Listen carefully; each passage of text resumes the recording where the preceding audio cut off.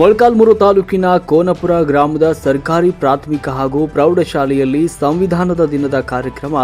ತುಂಬಾ ಅರ್ಥಪೂರ್ಣವಾಗಿ ಆಚರಿಸಲಾಯಿತು. ಈ ಸಂದರ್ಭದಲ್ಲಿ ಕಾರ್ಯಕ್ರಮದಲ್ಲಿ ಗ್ರಾಮದ ಮುಖಂಡರಾದ ಕೃಷಿ ಪುರಸೆ ಮಾರಣ್ಣವರು, ಕೆಂದಂಟೆ ಬೊಮ್ಮಣ್ಣ, ಸಣ್ಣ ಮಾರಣ್ಣ, ಸಿಡಿಎಂಸಿ ಅಧ್ಯಕ್ಷರು ನರಸಿಂಹ, ಉಪಾಧ್ಯಕ್ಷರು ಬೊಮ್ಮಣ್ಣ, ಶಾಲೆಯ ಮುಖ್ಯ ಶಿಕ್ಷಕರಾದ ರಾಜಗೋಪಾಲ್, ಜಗದೀಶ್, ಈಶ್ವರ್, ಸುಮಂಗಳಮ್ಮ, ನವೀನ್, ಪ್ರದೀಪ್, ಶರಾವತಿ, ಸರಸ್ವತಿ, ಯಲ್ಲಕ್ಕ, ನಾಗರಾಜ್, ಶಾಲಾ ಮಕ್ಕಳು ಮುಂತಾದವರು ಈ ಸಂದರ್ಭದಲ್ಲಿ ಪಾಲ್ಗೊಂಡಿದ್ದರು.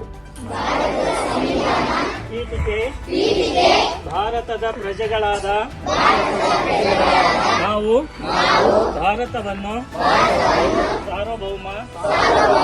ಸಮಾಜವಾದಿ, ಜಾತ್ಯತೀತ,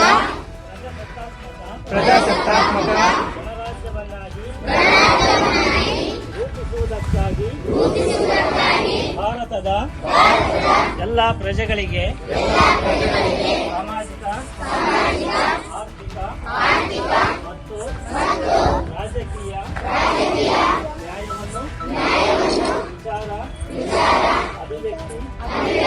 ನಂಬಿಕೆ, ಧರ್ಮ ಮತ್ತು ಉಪಾಸನೆಯ